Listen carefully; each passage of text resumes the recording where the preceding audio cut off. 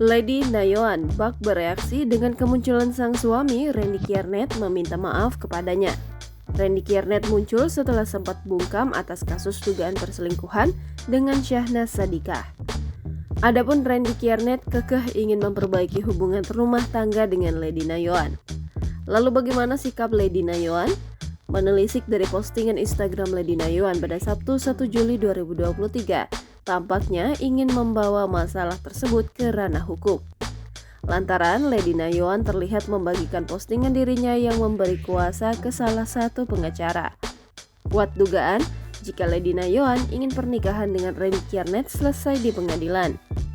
Hal ini bak makin menegaskan dengan pernyataan kerap dilontarkan Lady Nayoan di beberapa podcast YouTube terkait keinginannya untuk mengakhiri rumah tangga dengan Randy Kiernet.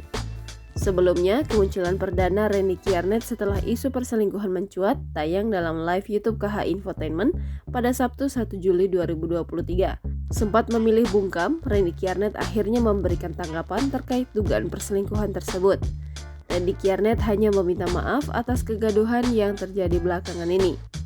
Permohonan itu ditujukan kepada keluarganya, terkhusus sang istri Lady Nayoan dan ketiga anaknya. Sebagai public figure, Randy Kiernet juga menyampaikan permintaan maaf kepada rekan kerja hingga masyarakat Indonesia.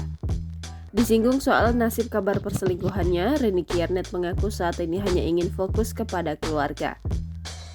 Di sisi lain, isu tersebut rupanya telah dijadikan pembelajaran oleh suami Lady Nayoan. Terkait nasib pekerjaannya, Randy memilih untuk tidak memberikan jawabannya lantaran mengaku masih belum siap. Ia berharap agar permintaan maafnya dapat diterima oleh publik. Jangan lupa subscribe, share, komen, dan like ya!